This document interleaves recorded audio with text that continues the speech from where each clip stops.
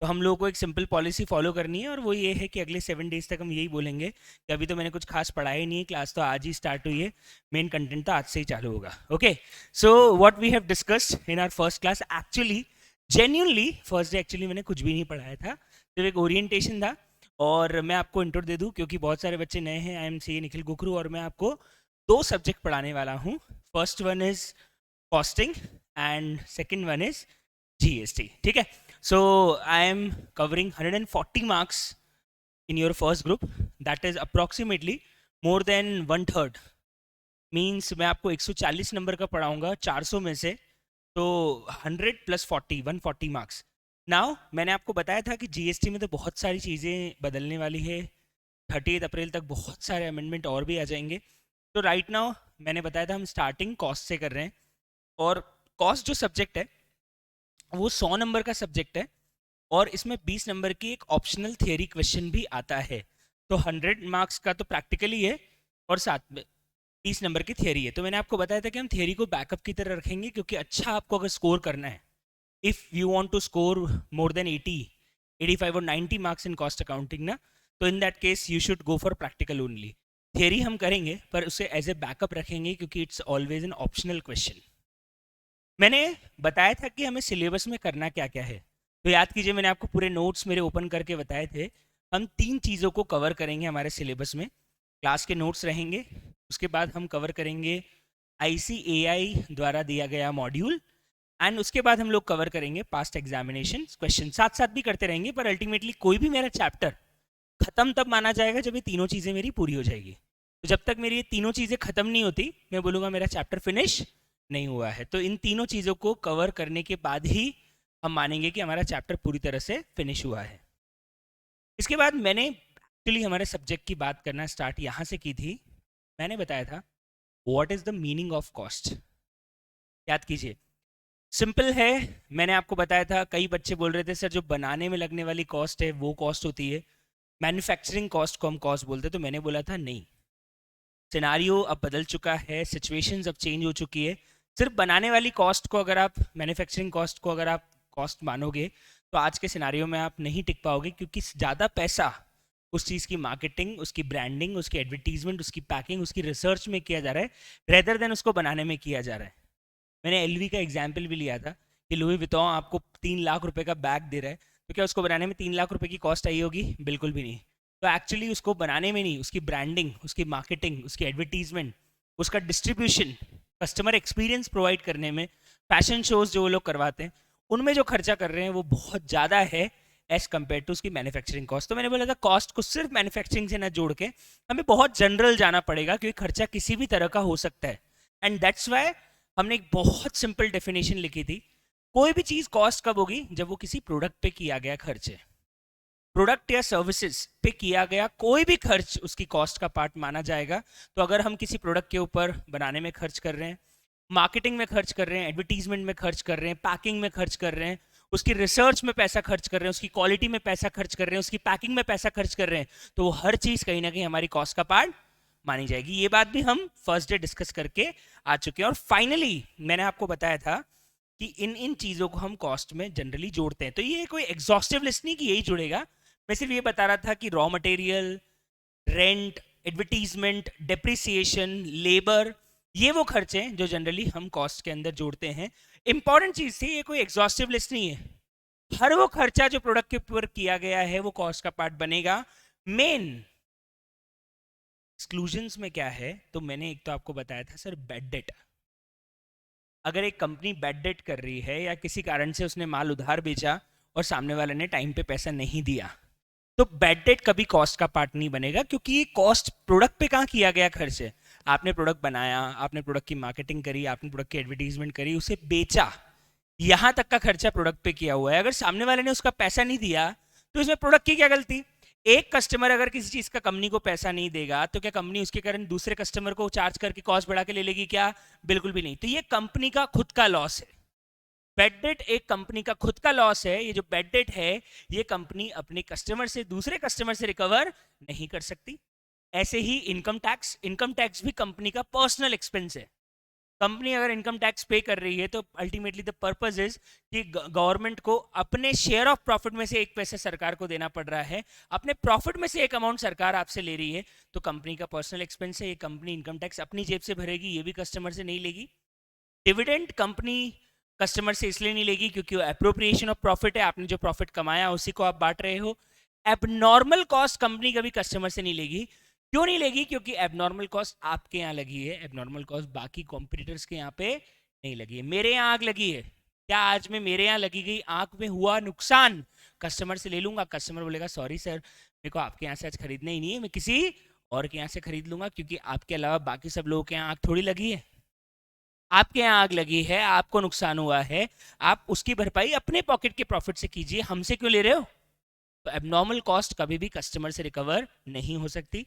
इसके बाद एक और इंपॉर्टेंट चीज है साहब, अलग अलग right of, preliminary expenses right of, goodwill right of. Again इसका प्रोडक्ट के साथ कोई कनेक्शन है ही नहीं, कंपनी के इनकॉर्पोरेशन में पैसा किया जो खर्च हुआ था वो है, ये सब वैसे खर्चे हैं जिनका प्रोडक्ट और सर्विस के साथ कोई कनेक्शन है ही नहीं, तो हम कस्टमर से सारे पैसे रिकवर नहीं कर सकते। This was the first days discussion. तो जो बच्चे आज बैठे हुए हैं, हमने बस इतना ही डिस्कशन पहले दिन किया था। येस्टरडे मैंने ज़्यादा फालतू का ज्ञान बहुत बांटा था कि पढ़ाई कैसे करनी है या हमें क्या क्या चीज़ें करनी चाहिए इंटर में पास होने के लिए, वो सब चीज़ें आ जाएगी, आप लोग अपने आप समझ में आ जाएगी। थोड़ा फालतू फालतू का ज्ञान था जस्ट क्योंकि कल ओरिएंटेशन क्लास थी। कभी कभी मौका मिलता है हमको फालतू का ज्ञान बांटने का, बाकी तो हमें सिलेबस पे स्टिक करना पड़ता है क्योंकि सिलेबस बहुत सारा है और टाइम बहुत कम है। तो जो अंदर से एक भड़ास निकलती कि यार ज्ञान बांटना है, तो वो सिर्फ फर्स्ट डे ही निकल पाता है, उसके बाद ज्ञान बांटने वाला कॉन्सेप्ट सारा खत्म हो जाता है और अल्टीमेटली हमें सिलेबस पे आना पड़ता है। So now we are in the list of exclusions of cost. क्या क्या चीज़ें हम कॉस्ट में नहीं शामिल कर रहे हैं। एक सवाल कल आया था कि सर आपने इनकम टैक्स की बात तो कर ली, लेकिन what about GST? You have not covered sir, GST का क्या होगा वो आपने नहीं बताया हमें। तो अब मैं आपको आज बताने वाला हूँ, एग्जैक्टली जीएसटी भी मैं ही पढ़ाऊंगा, तो मुझे उसके बेसिक्स को पढ़ाने में इतना दिक्कत नहीं होगा, मैं बहुत कंफर्टेबली वो चीज़ आपको एक्सप्लेन कर दूंगा कि कैसे जीएसटी हम कॉस्ट का पार्ट माने या नहीं माने, क्यों माने क्यों नहीं माने। Okay, so it's a very interesting concept और इसके लिए हमें नीचे एक छोटा सा एग्जाम्पल बनाना पड़ेगा।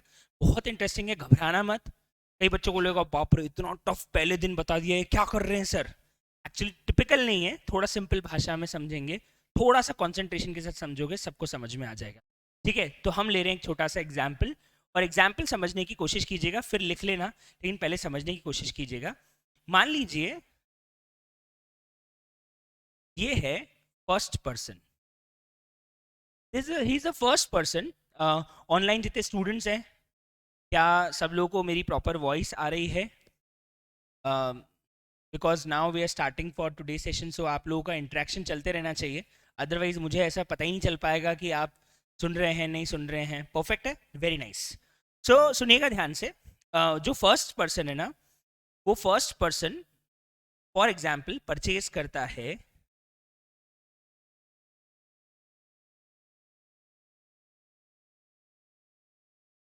1 लाख रुपीज में और ये पर्सन आगे सेल करता है 1,50,000 में। ओके, अब यहाँ पे सरकार इसकी सेल पे जीएसटी लगा देती है। एक्चुअली 10% का जीएसटी ऐसा होता ही नहीं है, रेट ऑफ जीएसटी में भी 5, 12, 18, 28, बट मैं एक सिर्फ राउंडिंग के लिए 10% ले रहा हूँ। 15,000 रुपये का जीएसटी सरकार इस पे लगा देती है।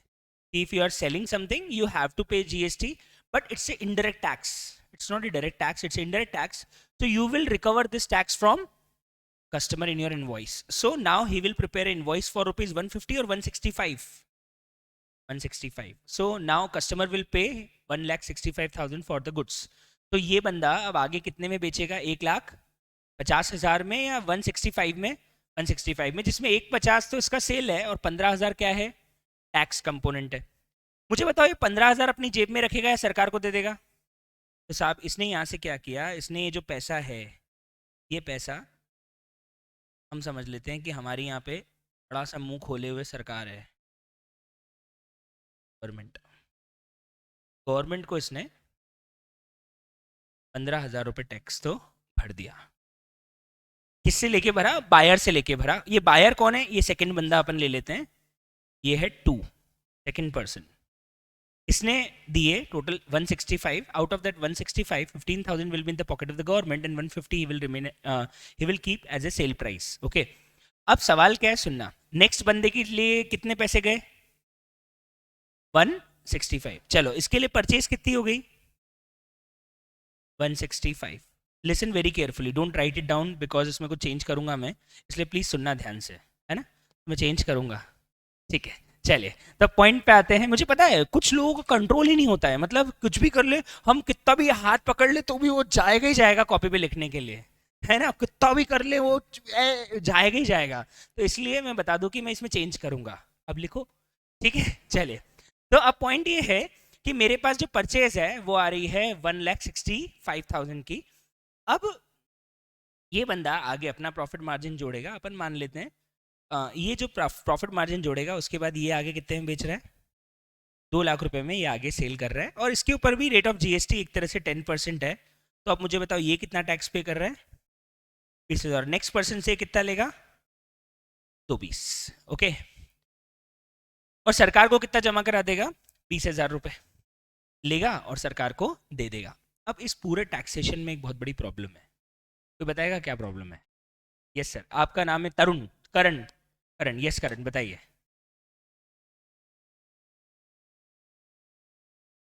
यस, शायद नहीं, एक्चुअली बिल्कुल सही है कि यहाँ पे हो क्या रहा है, जितने सेलर आएंगे उतनी बार टैक्स लगेगा, बिकॉज जीएसटी सेल ट्रांजैक्शन पे लगता है। एक सिंपल कॉन्सेप्ट तो ये बोलता है कि जीएसटी सेल पे लगता है। तो when I am selling, first person is selling to second one, then the first person will recover GST from the second person and pay it to the government. Now second is selling it to the third person, दूसरा तीसरे को बेच रहा है, तो तीसरा से tax लेके दूसरा भरेगा, फिर तीसरा आगे चौथे को बेचेगा तो तीसरा टैक्स लेके गवर्नमेंट को भरेगा। तो ऐसे तो एक एक एक एक कस्टमर की चेन में 5 डीलर बीच में हुए, 5 मैन्युफैक्चर हुआ, फिर डिस्ट्रीब्यूटर हुआ, फिर सुपर स्टॉकिस्ट हुआ, फिर रिटेलर हुआ, फिर कंज्यूमर हुआ। तो जितने ज़्यादा इंटरमीडिएटरीज बीच में रहेंगे उतनी बार टैक्स लगता जाएगा। That is a big problem because now you are paying tax on the same thing twice. Look at the example. अगर आप एग्जाम्पल को ध्यान से देखोगे तो आपको रियलाइज होगा कि आपने जो 1,50,000 रुपए पे टैक्स दिया था, वही चीज सेकंड वाले ने कॉस्ट मान ली, और उसके ऊपर उसने वापस से अपना प्रॉफिट मार्जिन जोड़ के जब 2 लाख रुपए पे टैक्स निकाला, तो जो 1.5 लाख रुपए था उस पे टैक्स पहले भी दिया जा चुका है, और उसी पे टैक्स। मुझे बताओ इसको 2 लाख रुपए कैसे बने होंगे? मुझे बताओ इसने 2 लाख रुपए कैसे निकाले होंगे? ये 2 लाख रुपए कैसे आए होंगे बताओ? 165 की तो इसकी क्या हो गई? कॉस्ट, और इसका कितने का प्रॉफिट मार्जिन हो गया? 35,000 का। तो इसने प्रोडक्ट कितने में बेच दिया? 2 लाख में। वो 165 कहां से आया था? पिछले वाले से। क्या उसके ऊपर टैक्स दिया जा चुका है? चीज के ऊपर टैक्स आया ना? एक ही चीज के ऊपर 2 बार टैक्स लग रहा है कि नहीं लग रहा है? वो 150 पे मैं एक बार टैक्स पहले दे चुका हूं, और वही चीज 150 अगले की कॉस्ट बनी, और वो अगला बंदा उसे बेच रहा है, तो वही चीज पे वो टैक्स वापस दे रहा है। मतलब सेम कमोडिटी बार बार बिकती जाएगी, क्योंकि सरकार को बार बार उसके ऊपर टैक्स मिलता रहेगा। तो मैं यही तो बता रहा हूं कि ये होगा या नहीं होगा? ऐसा नहीं होगा, मतलब ये जो है ये अब इंडिया में एग्जिस्ट नहीं करता है, ये पहले होता था। इस कॉन्सेप्ट को क्या बोलते हैं? इस कॉन्सेप्ट को बोलते हैं कैस्केडिंग इफेक्ट। कैस्केडिंग इफेक्ट मतलब डबल टैक्सेशन। डबल टैक्सेशन मतलब एक ही चीज के ऊपर आप 2 बार टैक्स पे कर रहे हो। एक बार आप टैक्स पे 1 कर चुका है, वही चीज बिकने पे वापस एक बार टैक्स कौन पे कर रहा है? सेकंड पर्सन पे कर रहा है। और एक और चीज है, इसमें टैक्स पे भी टैक्स लग रहा है। जो 15,000 रुपए मैंने एज ए टैक्स लिया था, वो अगले बंदे ने क्या मान लिया? अपनी कॉस्ट। तो जब वो उसको कॉस्ट प्लस प्रॉफिट जोड़ के सेल कर रहा है, तो बताओ 15,000 का कंपोनेंट भी कॉस्ट के अंदर जुड़ गया कि नहीं जुड़ गया? जुड़ गया। तो बताओ वो सेल के अंदर जुड़ा है कि नहीं जुड़ा है? जुड़ा है। तो जो 2 लाख की सेल है उसमें 15,000 के टैक्स पे भी वो वापस से टैक्स दे रहा है। चाहिए। अब मैं आपको बताता हूं कि फर्स्ट वाला बिल्कुल सही है, लेकिन सेकंड वाले में एक्चुअली यहां से गलती हो गई। हम ऐसा नहीं करेंगे। This is not the way. Now what we will do, this is very interesting, listen carefully. ये भाई साहब जब सरकार के पास जाके बोलेंगे कि मैंने 1.5 लाख रुपए तो प्राइस के दिए, सुनना बहुत इंपॉर्टेंट है। एक बच्चा पूछा सर चैप्टर 1 है क्या? एक्चुअली हम लोग अगले 6 से 7 दिन सिर्फ बेसिक्स पढ़ेंगे कॉस्ट के। So I can say this is not chapter 1, these all are the concepts which is very useful for laying a foundation for the cost syllabus. So what we are doing is we are preparing a foundation of the syllabus. So ये जो हम पढ़ रहे हैं ये चीज़ें आपको हर chapter में कहीं ना कहीं मिलेगी. तो ये वो बेसिक्स है जो आपको कहीं ना कहीं पूरे हर चैप्टर में कहीं ना कहीं कनेक्ट होके मिल जाएंगे. तो हम वो ABCD सीख रहे हैं, है ना. तो अभी हम ये समझ रहे हैं कि साहब अगर मैं जीएसटी के बारे में बात करूं तो इसमें कॉस्ट का इफेक्ट क्या होगा. तो प्रॉब्लम ये है कि अगर जीएसटी में सिंपल ट्रांजैक्शन सेल पे जीएसटी लगा दिया जाए जैसे नॉर्मली लगता है तो प्रॉब्लम में कैस्केडिंग इफेक्ट आ जाएगा. तो अब एग्जैक्टली ट्रीटमेंट क्या होगा सुनना. ये बंदा बोल रहा है सरकार को सर मैंने खरीदा है. अच्छा तूने खरीदा है, कितने में खरीदा है. बोले 165 में. सरकार बोलती रुक रुक रुक रुक रुक रुक रुक 65 मत बता, मुझे बता तेरे बिल में प्राइस कितना लिखा है और टैक्स कितना लिखा है. बोलता है सर बिल में प्राइस लिखा हुआ है 1.5 लाख और टैक्स लिखा हुआ है 15,000. वो बोलता है एक काम कर तो परचेज कॉस्ट 1.5 लाख रुपए ही मान. सरकार क्या बोलती है इसको कि तू परचेज कॉस्ट कितनी मान, 1.5 लाख रुपए मान और एक नया खाता खोल दे अपने अकाउंट में और उस खाते का नाम होगा सुनना इनपुट टैक्स क्रेडिट. क्या नाम होगा इसको शॉर्ट फॉर्म में एक मतलब एक नाम और है इसका, इसको बोलते हैं रिबेट. तो एक अकाउंट खोल अपनी बुक्स में और उसका नाम क्या है रिबेट. अब एंट्री क्या पास करेगा. अगर मैं बोलूं कि साहब इसने बैंक से कितना पैसा दिया तो बताओ बैंक से कितना पैसा दिया इसने 165. But out of 165 how much is the purchase price and how much is the tax 150 and 15,000. तो पता है जनरल एंट्री क्या पास करेगा बुक्स के अंदर purchase account debit 150 and ITC account debit 15,000 to bank account 1,65,000. ये बोलेगा 15,000 रुपए में कॉस्ट नहीं मान रहा, सरकार ने मुझे कॉस्ट मानने से मना कर दिया. मत मानना क्योंकि अगर तूने इसको कॉस्ट मान लिया तो हम आगे जा पे जब तेरे पे टैक्स लगाएंगे तो अल्टीमेटली तुझे 15,000 पे भी वापस टैक्स लग जाएगा, टैक्स पे टैक्स लग जाएगा और वो तब नहीं लगेगा जब तू इस 15,000 को कॉस्ट क्यों कहां से लूंगा, मेरी जेब से थोड़ी भरूंगा. आप बोल रहे हो पैसा दे दिया और उसको कस्टमर से मत ले तो मैं कहां से भरूंगा. सरकार बोलती 2 मिनट शांति रख, बता रहे हैं क्या होगा. अब हुई बात सेल की. अब पहली बात बताओ भाई साहब कॉस्ट कितनी मानेंगे 150 और इनको 35,000 का प्रॉफिट फॉर एग्जांपल चाहिए. तो बताओ अब इनकी सेल प्राइस कितनी हो जाएगी 1,85,000. इसके ऊपर अब टैक्स कितना बनेगा. पहली बात तो जो 15,000 का कंपोनेंट है उसके ऊपर टैक्स पे टैक्स नहीं लगा क्योंकि हमने उसको कॉस्ट माने ही नहीं. तो हमने जो 2 लाख मान रहे थे हमने बोला 15,000 तो टैक्स कंपोनेंट उसको अलग कर दो. अब मेरे लिए प्राइस कितनी हो गई 185 के ऊपर मैं 10% लगाऊंगा तो कितना जीएसटी बनेगा 18,500. अब मेरी बात सुनो, मैं नेक्स्ट कस्टमर से कितने लूंगा 2,03,000. अगले ने मुझे 2-3 दिया. अब इमेजिन करना अगले ने मुझे कितने पैसे दिए, अगले बंदे ने मुझे कितने पैसे दिए जल्दी बताओ. 2,03,500 उसमें से 185 तो मैंने रख लिया. सरकार बोलती अच्छा कितने में बेचा, बोलता सर 2,03,500 में. बोले हमारे नाम का कितना पैसा लिया 18,500 हमें दे.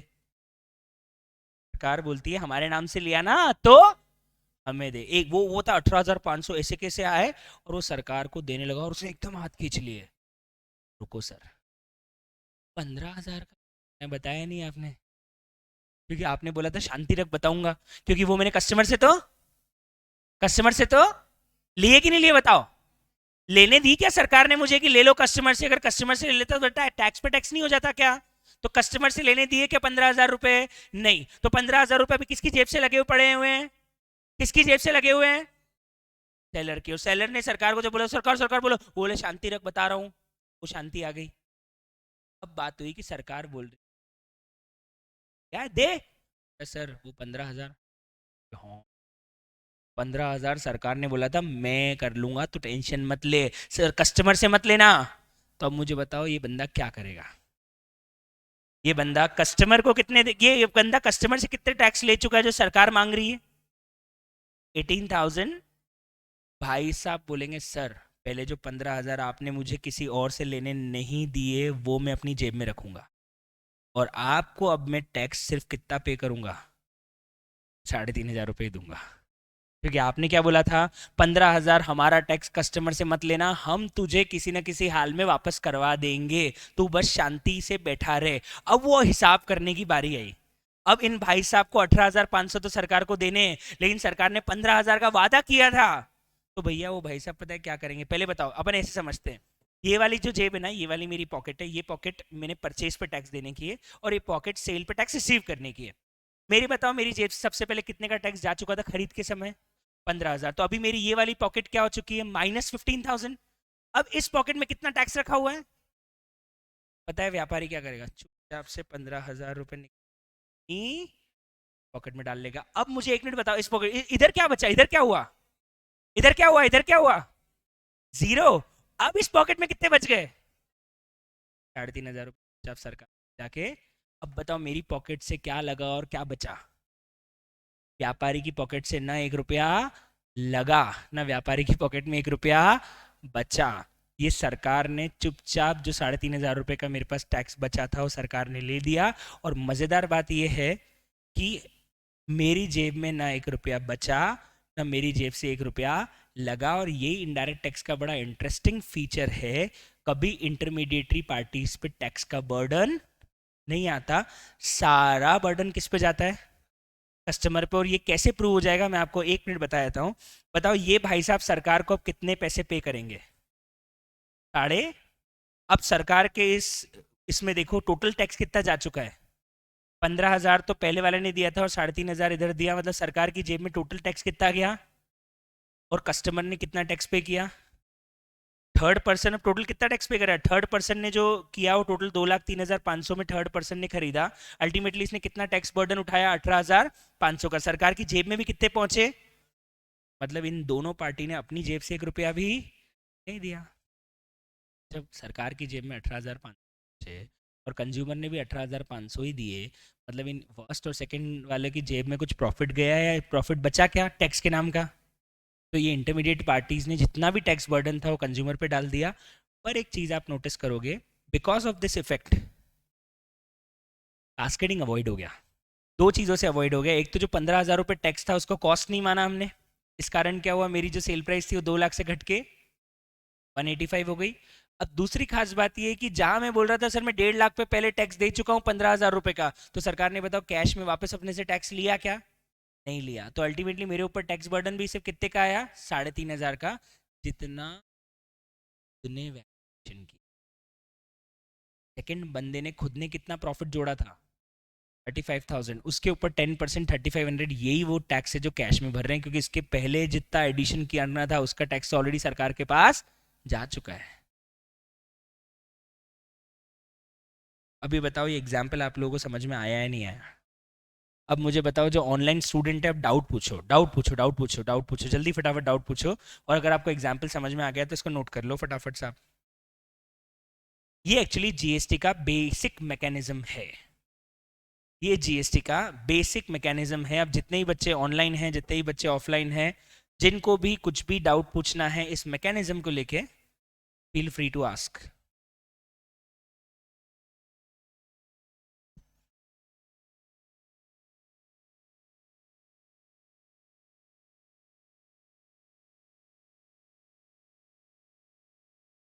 यस, वो एक्चुअली अपन मान रहे हैं कि वहां पे उसने कोई टैक्स नहीं दिया होगा, क्योंकि कहीं ना कहीं तो अपने को चेन रोकनी पड़ेगी ना। अपन मान रहे हैं उसने किसान से खरीदा है, कोई रॉ मटेरियल ऐसा है जो एग्रीकल्चर प्रोडक्ट का है, उस पर जीएसटी है ही नहीं, अपन ऐसा मान रहे हैं। कहीं तो रुकना पड़ेगा ना अपने को, कहीं से तो जीरो से स्टार्ट करना पड़ेगा। इसलिए अपन ने ऐसा मान लिया कि परचेज पे उसको कोई टैक्स नहीं लगा होगा, उसने हो सकता है किसान विसान से खरीदा होगा। जी मैडम। अब तो लिख लो, अब लिखो, अब नहीं कटवाऊंगा ना, लिख लो अब।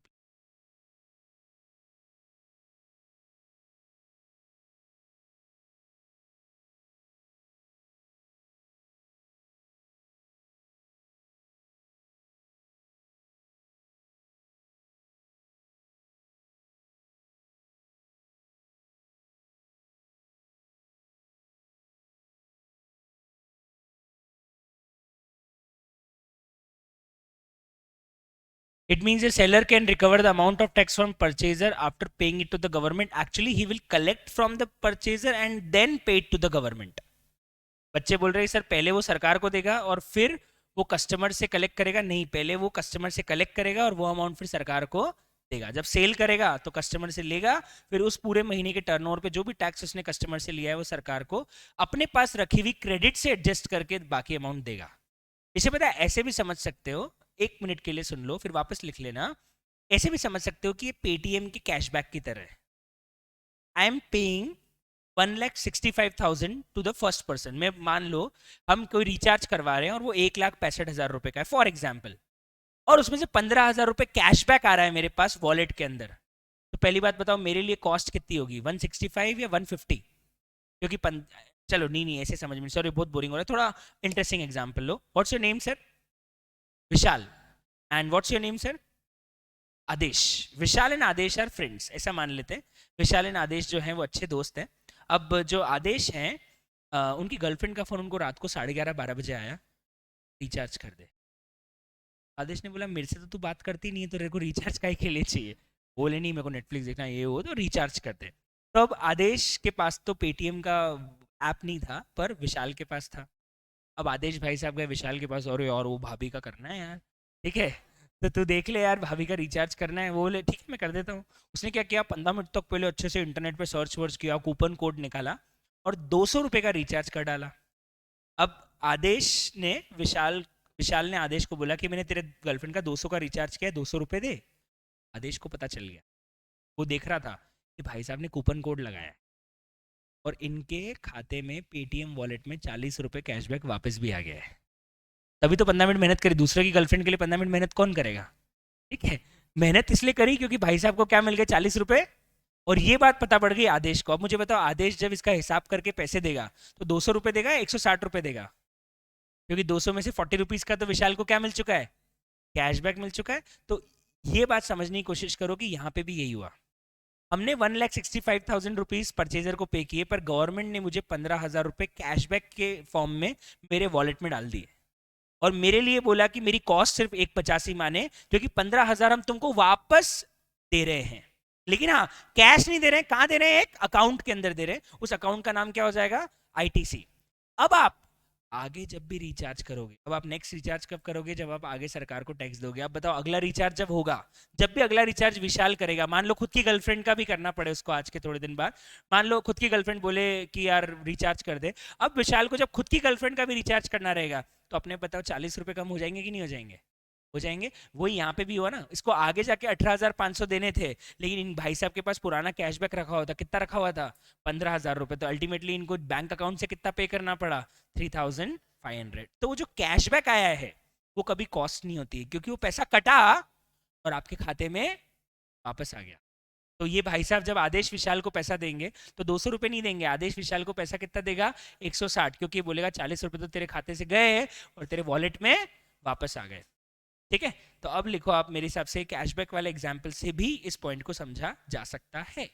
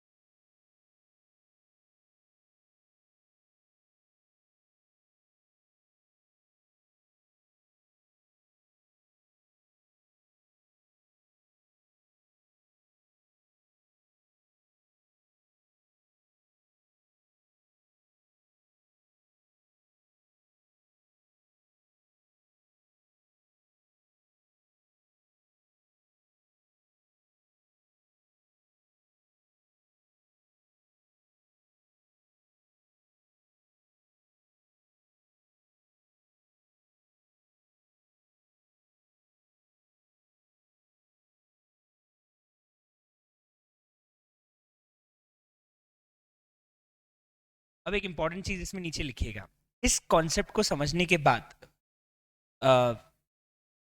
अंशिका पूछ रही सर ऑफलाइन ज़्यादा बच्चे हैं या ऑनलाइन ज़्यादा बच्चे हैं? लगभग इक्वली स्टूडेंट्स हैं, जितने ऑनलाइन है लगभग उतने ही ऑफलाइन है, तो आप ऑफलाइन भी आना चाहें तो आ सकते हैं। अब सवाल ये है कि यहाँ पे सर इससे हमें कॉस्ट में क्या मैसेज मिलता है?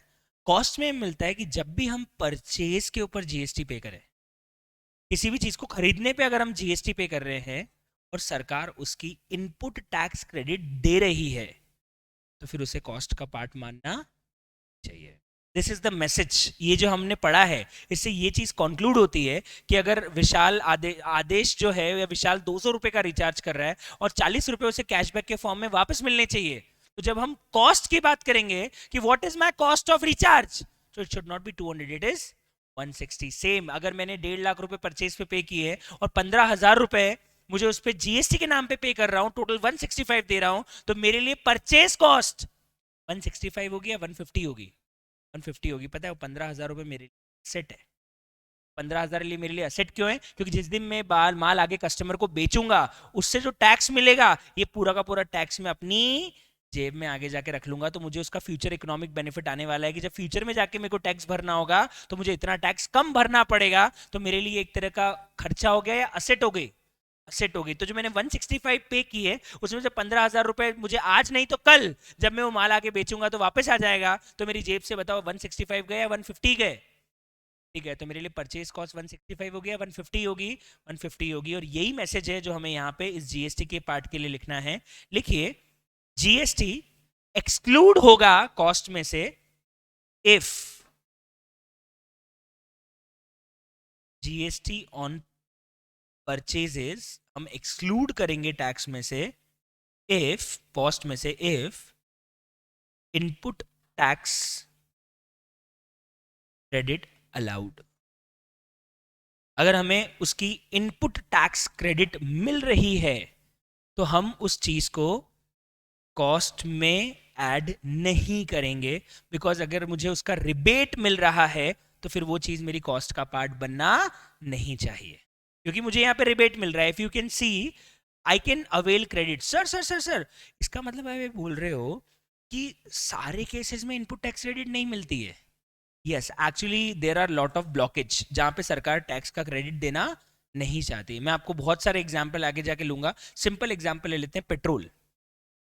पेट्रोल पे जो टैक्स लगता है, सरकार उसकी कोई रिबेट नहीं देती है। पेट्रोल अगर मैंने 90 रुपए में भरवाया है और आगे मैं ट्रांसपोर्ट का भी धंधा कर रहा हूं, तो मेरे लिए भी पेट्रोल 90 रुपए, 100 रुपए का रेट चल रहा है, 108 रुपए का, तो मेरे लिए भी वो 108 रुपए का ही, अगर मैं ट्रांसपोर्ट का धंधा कर रहा हूं और मैं अपने पर्सनल गाड़ी में पेट्रोल भरा रहा हूं, तो भी 108 रुपए का ही भरेगा। और मेरे को पेट्रोल पे दिए गए टैक्स की कोई एक्चुअली पता ही नहीं होता कितना टैक्स होता है। हम कितनी बार आर्टिकल में पढ़ते, कोई बोलता है पेट्रोल 23 रुपए का है, उस पर इतना टैक्स लग जाता है कि वो 30 रुपए की चीज 110 रुपए, 115 रुपए की हो जाती है।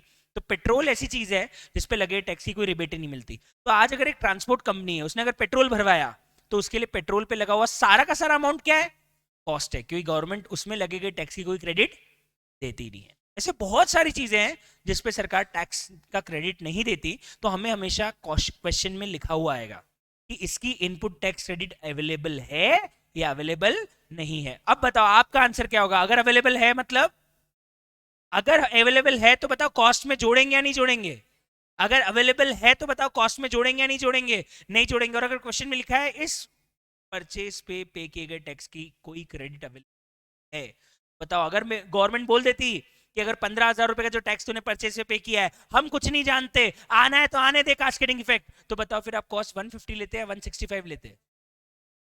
This is the conclusion of कि अगर हमें जीएसटी में, हम कुछ भी जीएसटी हमारी खरीद पे कर रहे हैं, तो हमें सबसे पहला ये सवाल पूछना है कि उसकी क्रेडिट अवेलेबल है या उसकी क्रेडिट अवेलेबल नहीं है। अगर उसकी क्रेडिट अवेलेबल है तो वो चीज़ कभी भी कॉस्ट का पार्ट नहीं बनेगी, और अगर उसकी क्रेडिट अवेलेबल नहीं है तो फिर वो चीज़ कॉस्ट का पार्ट बनेगी। और लॉजिकली आप लोगों को समझ में आ गया, 200 रुपए का रिचार्ज कराया विशाल ने, अगर कैशबैक मिल रहा है 40 रुपए का तो कॉस्ट 160 है, और अगर कोई कैशबैक नहीं मिल रहा है तो ऑफकोर्स आदेश विशाल को फिर 160 रुपए देगा, पूरे 200 देगा, पूरे 200 का, अगली बार फिर रिचार्ज करेगा ही नहीं।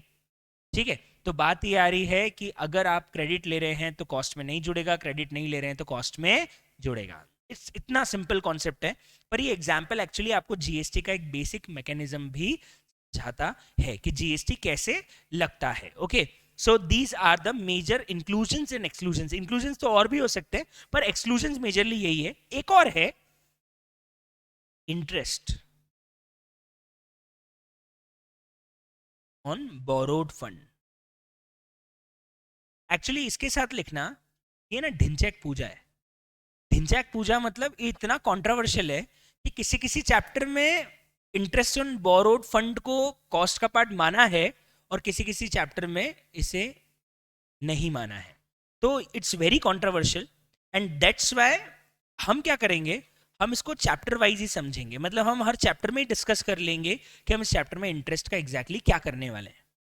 क्योंकि बहुत सारे ऐसे टॉपिक्स हैं जहां पे आईसीएआई का मॉड्यूल इंटरेस्ट को बोलता है कि मत मानो कॉस्ट, और कहीं कहीं उन्होंने क्लियरली लिखा है कि अगर आपको इंटरेस्ट कॉस्ट दिए तो आपको ये ट्रीटमेंट करना है. तो इसलिए हम एक्चुअली चैप्टर वाइज ही जाएंगे कि कहाँ पे हमें इसे कॉस्ट का पार्ट मानना है और कहाँ पे हमें इसे कॉस्ट का पार्ट नहीं मानना है. तो इंटरेस्ट ऑन बोरोड फंड बहुत कंट्रोवर्शियल है, इसे हम एक एक चैप्टर वाइज ही समझेंगे कि इसे हमें क्या करना रहेगा.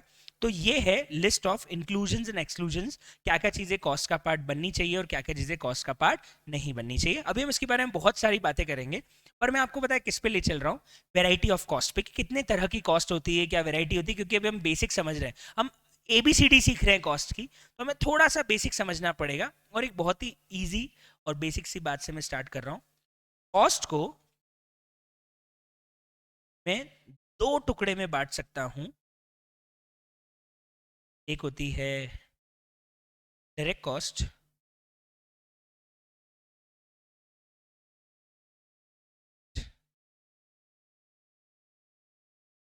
मुझे बताइए इसके बारे में, आप लोगों को ऑफ कोर्स पता होगा क्योंकि ये चीज़ आप लोगों ने कहीं ना कहीं पढ़ी हुई है, डायरेक्ट कॉस्ट और इनडायरेक्ट कॉस्ट.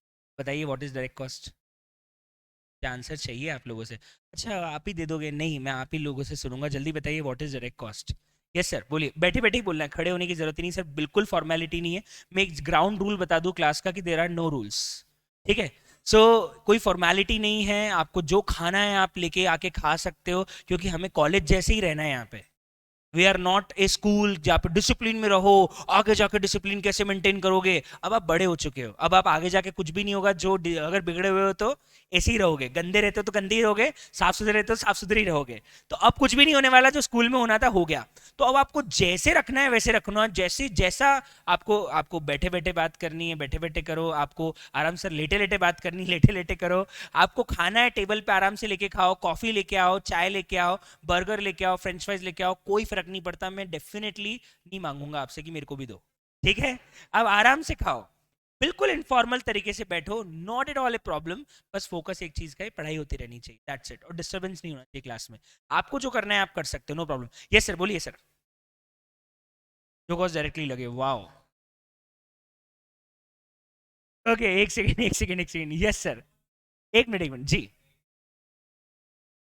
अच्छा ट्रेडिंग में जो कॉस्ट है वो डायरेक्ट है, और जो ट्रेडिंग के बाद लग रही है वो इनडायरेक्ट है.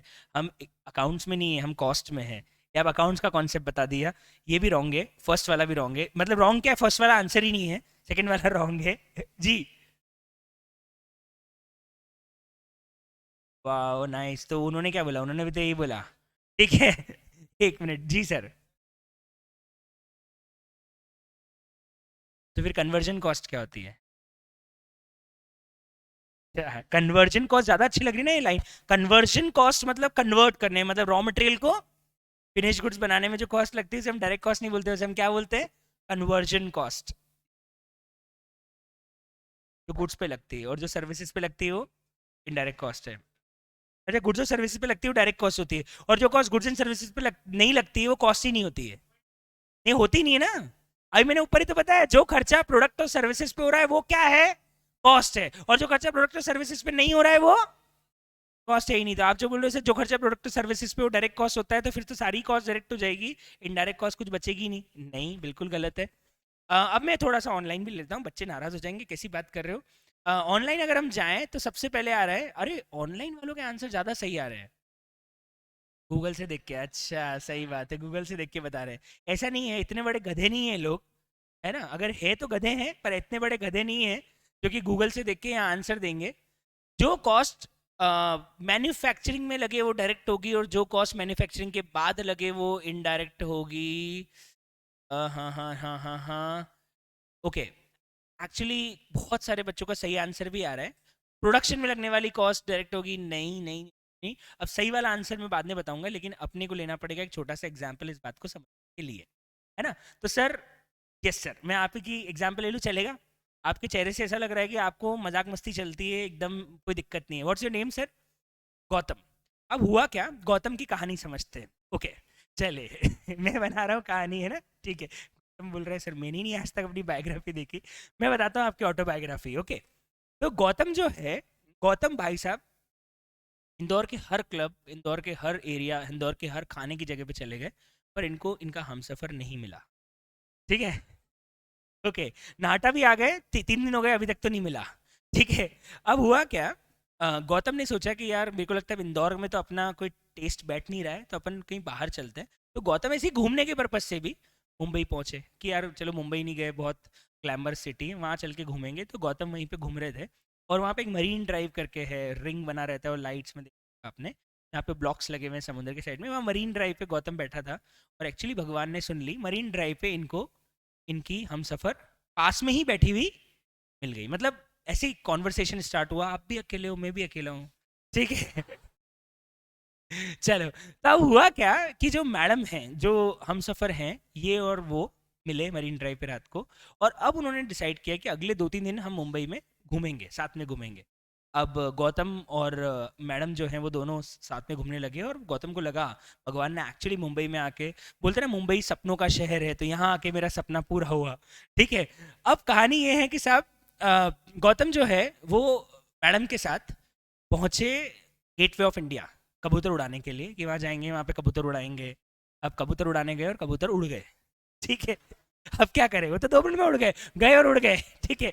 अब अब मज़ेदार बात क्या है, भाई साहब और मैडम दोनों गेटवे ऑफ इंडिया पे बैठे थे, और गेटवे ऑफ इंडिया के सामने है ताज। यहाँ पे अटैक हुआ था वो ताज होटल, अब तो बराबर एकदम वापस रेनोवेट होकर चकाचक हो गया। ताज होटल के सामने बैठे थे, और मैडम की एक छोटी सी फरमाइश है, बहुत बड़ी फरमाइश थी कि ताज होटल में एक बार जाके देखना है कि कैसा होता है, हम बहुत सुना है। अब गौतम में 1 मिनट के लिए तो हिल गया बोले क्या बोल रही है। अब लेकिन फर्स्ट इंप्रेशन है, इतनी मिन्नतों के बाद कहाँ कहाँ नहीं नंगे पाँव भागा है, उसके बाद जाके तो मिला है। और उसके बाद अगर एक छोटी सी चीज़ के लिए अगर इंप्रेशन खराब हो गया तो ये भी छिन जाएगा। तो इसलिए गौतम ने सोचा कि ठीक है। तो पहले पहले गौतम ने गर्लफ्रेंड को बाहर ही पास में पानीपुरी के ठेले पे पानीपुरी खिलवा दी। ठीक है। फिर पास में बड़ा पाव खिलवा दिया, ताकि पेट पूरा चकाचक भर जाए। फिर बोला चलो अपन ताज चलते हैं। ठीक है। तो अब ताज में जाके करें क्या, पेट तो ऑलरेडी मैडम का पानी पूरी और बर्गर से, पाव भाजी, पाव और वो सब वड़ा पाव से भर दिया 50 रुपए के अंदर। अब बोला हाँ यार ताज चलते, ताज में जाके सिर्फ अपन चाय वाय पी लेंगे, कॉफी वॉफी पी लेंगे, इतनी जगह बची थी। तो अब मैडम और सर दोनों गए अंदर, और ताज में जाके उन्होंने चाय कॉफ़ी के लिए जैसे ही अंदर गए, तो सबसे पहले गार्ड ने गेट पे सलाम ठोका, गार्ड ग्लास डोर खोला, सलाम ठोका, गौतम ने भी गलती से सलाम ठोक दिया। ठीक है, ओके। गौतम बोला इतनी इज्जत। ओके। अब फाइनली गौतम अंदर पहुंचा, तो अंदर जाके उसने देखा कि बड़ा सुंदर सा शैंडलियर लगा हुआ है, बड़ा सा रिसेप्शन है, स्टाफ ग्रीट करने आया है, welcome sir, how do I help you, ऐसा करके एक सुंदर सी लड़की जो है वो रिसेप्शन से आपको रेस्टोरेंट तक लेते हुए गई। ठीक है। उसके बाद वहाँ पे जाके वेटर ने चेयर खींचा, बढ़िया शानदार इंटीरियर है, बड़ी ठंडी ठंडी बढ़िया हवा आ रही है, क्रॉकरी, बहुत अच्छी कटलरीज है, और चाय भी ऑर्डर करी, चाय पी भी ली। अब चाय एकदम शानदार बढ़िया चाय, कोई दिक्कत नहीं है। गौतम बोला मस्त अदरक इलायची मार के बढ़िया चाय बनाई है, मजा भी आ गया चाय पीने में। अब आया बिल। अब हुआ क्या, मैडम बोली मैं आती हूँ वॉशरूम वॉशरूम जाके, इतने में जो सर है, सर ने बिल देखा। अब बिल देखा तो सर ने कॉस्टिंग तो पड़ी ली थी, तो अब भाई साहब के खून में आ गई कॉस्टिंग, खून में बनियागिरी आ गई। ठीक है। तो अब भाई साहब ने लगाया कैलकुलेशन कि साला इसने मेरे से बिल लिया है 1100 रुपए का 2 चाय का। कितने का बिल, 1100 रुपये 2 चाय का बिल है। और लगा क्या, अल्टीमेटली चाय ही थी, कोई ऐसा तो था नहीं कि रेडबुल पिला दी हो मेरे को 2-4 जो एनर्जी आ जाएगी। अल्टीमेटली था क्या, चाय। उसने सोचा चाय में लगा क्या है, चाय में लगा होगा दूध, चाय में लगी होगी शक्कर, चाय में लगी होगी अदरक, चाय में लगा होगा मसाला। और क्या वो अलग तरह का शेर वेर का दूध डाल के चाय बनाते हैं क्या, शेर के दूध में चाय बनाते हैं क्या ताज वाले जो 1100 रुपये ले रहे हैं, दूध तो भैंस का ही होगा। क्या गाय का ही होगा? अल्टीमेटली दूध कितने का होगा? चाहे ताज वाले भी खरीदे तो दूध कितने रुपए लीटर का होगा? 50 रुपए लीटर का, 60 रुपए लीटर का। तो ये भाई साहब कैलकुलेशन लगा रहे कि 1100 रुपए के बिल में अल्टीमेटली मैंने पिया क्या? मैंने मैंने 5 रुपए का दूध पिया, 10 रुपए का दूध ले लिया अपन ने, 5 रुपए की चाय पत्ती ले ली, 5 रुपए की शक्कर ले ली, बहुत बढ़िया भी अदरक वदरक सब डाल दी, तो 10 रुपए और जोड़ लो, मेहनत भी जोड़ ले तो चाय बनाने में लगे तो 5 मिनट ही है। मतलब टोटल मिला के ताज होटल, मतलब वो चाय बनाने में कॉस्ट 50 रुपए नहीं लगी, वो भी ताज में। ठेले वाला तो वही चीज अपने को 10 रुपए में देता है, ताज में तो ताज वाले की कॉस्ट भी कितनी लगी? 50 रुपए। और ये अपने को कितने में बेच रहा है? प्रॉफिट मार्जिन 1100 रुपए की चीज है और कितने में बनी? 50 रुपए में। तो इन भाई साहब के दिमाग में यही कैलकुलेशन आया कि 1050 रुपए का प्रॉफिट ताज होटल सिर्फ मेरे से कमा गया, जिसमें 50 रुपए की उसने चाय पिलाई और बेच कितने में रहा है? 1100 रुपए में। एक्चुअली यहाँ पे गौतम एक बहुत बड़ी गलती कर गए, उन्होंने कॉस्टिंग की शुरू की क्लासेस पढ़ी थी लेकिन ढंग से नहीं पढ़ी, क्योंकि ढंग से अगर पढ़ी होती तो उनको पता होता कि आप जो कॉस्ट उस चाय में देख पा रहे हो, क्या क्या देख पा रहे हो एक चाय में? दूध, शक्कर, अदरक, लेबर कि ये लगा होगा, यही दिख पा रहा है कि हाँ इतना ग्राम दूध लगा होगा, इतनी शक्कर लगी होगी। ये जो आप चाय में देख पा रहे हो ना कि हाँ ये लगा होगा, इतना इतना लगा होगा, एक्चुअली गौतम सिर्फ डायरेक्ट कॉस्ट देख पा रहा है। उसको एक्चुअली दूसरा चश्मा पहनना पड़ेगा, हाई नंबर वाला, क्योंकि अब उसको दिखेगी वो कॉस्ट जो एक्चुअली अभी उसको चाय में नहीं दिख रही है। कैसे? जो चौकीदार ने सलाम ठोका था वो उसका पैसा भी अल्टीमेटली चाय से लिया हुआ है। वो जो मैडम आपको गेट से लेके रेस्टोरेंट तक छोड़ने आई थी ना, उसके 10-10 कदम जो है ना, एक एक कदम 25-25 रुपए का था। ठीक है, सवाल ये है, मैं ये बोलना चाह रहा हूँ कि गौतम जो चाय में कॉस्ट देख पा रहा है वो सिर्फ कौन सी कॉस्ट देख पा रहा है? जो उसको दिख रही है, जो ट्रेस कर पा रहा है, एक्चुअली वो डायरेक्ट कॉस्ट होती है। चौकीदार का सलाम ठोकने का कॉस्ट, होटल का इंटीरियर, होटल का मेंटेनेंस, होटल का एसी का बिल, इलेक्ट्रिसिटी का बिल, ये बिल वो बिल, सैलरीज, ये सब अल्टीमेटली आपकी चाय से लिया गया है, लेकिन आपको नहीं दिख पा रहा है क्योंकि वो कॉस्ट एक यूनिट से ट्रेस नहीं हो सकती। और ऐसी कॉस्ट को हम क्या नाम देते हैं? Indirect cost. So you just have to forget everything what you have read about direct cost and indirect cost and listen very carefully. What is the exact meaning of direct and indirect cost? जिस cost को एक unit से trace किया जा सके कि इतना cost इस प्रोडक्ट में लगा होगा, वो है डायरेक्ट कॉस्ट। और जिस कॉस्ट को पता तो है ये कहीं ना कहीं प्रोडक्ट में लगा होगा, पर ये फाइंड आउट नहीं कर सकते कि एक यूनिट को बनाने में कितना लगा होगा। जैसे चौकीदार का सलाम का कॉस्ट आपकी चाय में कितना जुड़ा होगा वो आप पता नहीं कर पाओगे। कारण ये है कि ऐसा तो है नहीं वो सलाम भी आपको चाय में डाल के दे दिया हो, तो आपको पता ही नहीं चल पाएगा कि आपकी उस चौकीदार की सैलरी आपकी चाय में कितनी जुड़ी हुई है, आपकी इलेक्ट्रिसिटी का बिल आपकी चाय में कितना पता है जुड़ा है, लगा है। अल्टीमेटली सारा पैसा लेना किससे है?